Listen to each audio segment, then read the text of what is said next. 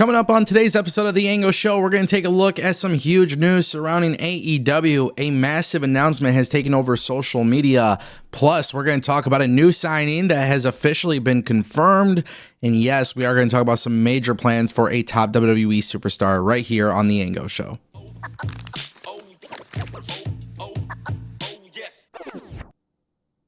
All right, ladies and gentlemen, I want to kick things off with Drew McIntyre. Okay, so here's the deal. As you guys know, Drew McIntyre obviously has had one hell of a year in the WWE. Then there's been some backstage drama surrounding Drew McIntyre because of the Royal Rumble elimination. A lot of people thought this might be a big, blown out of proportion story. A lot of people are questioning if it's a work or whatever it may be. However, there's a couple things that have dropped, and honestly, this is very interesting. Dave Meltzer has reported that Drew McIntyre is headed to SmackDown and will feud with Damian Priest. I think we all kind of knew that. We all kind of saw that based on the Royal Rumble. And then also, one thing that WWE is potentially working on is for Cody Rhodes versus Drew McIntyre. Initially, this was scheduled prior, but then Cody Rhodes didn't win the World Championship that year. McIntyre, obviously, they had different plans. Things changed. WWE is trying to circle back for Drew McIntyre and Cody Rhodes. Now, if this is 100% accurate and 100% true, then that would make sense. Drew McIntyre going over Damian Priest would be the right way to even have more momentum for Drew McIntyre. This would allow Drew McIntyre to have a singles win at WrestleMania. But also, in addition to that, I think it would be really cool for Drew McIntyre in this particular situation to be elevated to a WWE Championship feud with Cody Rhodes. Now, the real question becomes, does Cody Rhodes actually hold the championship while Drew goes on to have a feud with him? And I think that's one of the most interesting aspects to this story, is that we simply do not know. Now, I do not want Drew McIntyre to be a heel going after the WWE Championship if this means that Drew McIntyre is going to lose. At the end of the day, Drew McIntyre, he's a hell of a talent, man. He's a hell of a talent. But it's really important that if he's going to go for the World Championship again, he's got to be the babyface doing the chase. And I think that's probably the most important aspect to it. I don't think anybody could really debate with that. It doesn't really make sense for a heel in his situation, because there's a lot of people who will be happy for him naturally. So it doesn't make sense for him to win the world title. But obviously, the confusing part of this is, well, what happens to Cody Rhodes at WrestleMania in his WrestleMania plans? Obviously, a lot of us believe that it's probably going to be John Cena or CM Punk. So if Cody Rhodes does drop the belt at WrestleMania, then obviously that would make a lot of sense. So just keep that in mind. That is a very big aspect to this that not a lot of people are talking about, but I'm super excited to see what happens next. Okay, ladies and gentlemen, just a couple days ago, we were talking about Elias, aka Elijah, coming to AEW. A lot of people seem to not believe me when I said that Elias has signed with AEW. There is a correction to that. He is signed to the company, but it is 100% under the ROH brand. This was also confirmed by Dave Meltzer. So I did make the mistake of saying AEW. Guys, the reality is, AEW and ROH, it's Tony Khan's companies. However you guys want to look at it, it's both the same thing. AEW talent are being used on Ring of Honor. Ring of Honor talent are being used on AEW. So obviously that is something that has to be clarified, I guess. But look, I said it before. I'm going to say it again.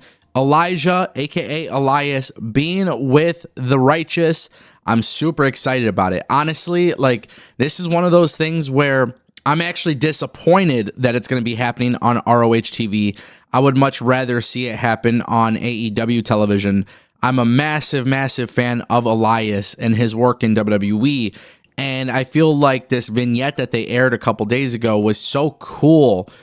Just such a cool video package, very creative, very artistic, and to me, it felt like the right decision when you saw how that was presented. It just felt right. You know what I mean? Obviously, I'm very excited about that. I'm very excited to see that he's landed on his feet outside of WWE. I am a little bit disappointed and bothered, per se, that it's happening on Ring of Honor, because, to be honest, I think it should be happening on AEW television. I think there is room for it on AEW television, whether it's Collision or Dynamite. I think it would happen. It should happen, and it would be really good content. Now, obviously, this gets me wondering a little bit with this signing actually being confirmed.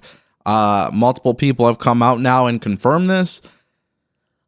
You know, when I talked about it the other day, one of the things that I really, really loved here was that it kind of felt like a little bit of an inspiration from the original Wyatt family, but with a twist. And that is one of the things where I think in professional wrestling, there is a lot of opportunity to tell stories there, especially as a heel group. And I think when you look at this vignette and you look at what it has potentially to do, man, I look at the trios titles, I look at the tag team titles on the main roster of AEW programming, and I just immediately think this works. Especially when you potentially can consider feuds with Hounds of Hell, Hurt Syndicate. You know, those are just two teams that I think are rooted in great character work. But I just think there's a lot of opportunity there, and I'm excited to see that it's actually happening. And that brings us to our final topic, Mercedes Moné. This is a huge announcement, man. I definitely didn't see this coming. So shout out to Mercedes and everybody involved for making this happen. Mercedes Moné is returning to the Indies for the first time in 13 years. And what's even better is it's actually happening at House of Glory. The promotion announced this late last night. Mercedes Moné will be the headline at the March 15th show at the NYC Arena. The event will also stream live on Triller TV+. Tickets are now on sale. By the way, tickets are relatively inexpensive. General admission starts at $30. So, I mean, that right there is a big steal. But this is not only huge for House of Glory, but this is also huge for Mercedes Moné. Just in general, Mercedes Moné, obviously, we haven't seen her on the Indies. We haven't seen what she could do on the Indies. We don't know what the reception will be to her on the Indies. You know, I think a lot of people are on social media, they're bringing up Ricky Starks and then kind of seeing the reaction that AEW got for that.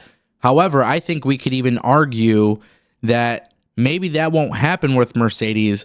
Obviously, she's very closely tied to Amazing Red. That is something to consider. You know, this is huge, man. This is huge. This is great for indie wrestling. You know, when WWE and AEW talent are able to work the indies, it's huge. And obviously AEW is a little bit even more friendly than WWE in that case when it comes to their top stars working indies. So this is a huge win for the industry. It's a huge win for Mercedes. And then also one thing I personally think is, can we tie this into your program? And the reason why I bring that up is because Megan Bayne is the House of Glory Women's Champion. So maybe we can get Mercedes and Megan Bayne as a unit together on AEW television. Maybe there's a story that could be told. I'm curious to see what you guys think. So just let me know in the comment section down below.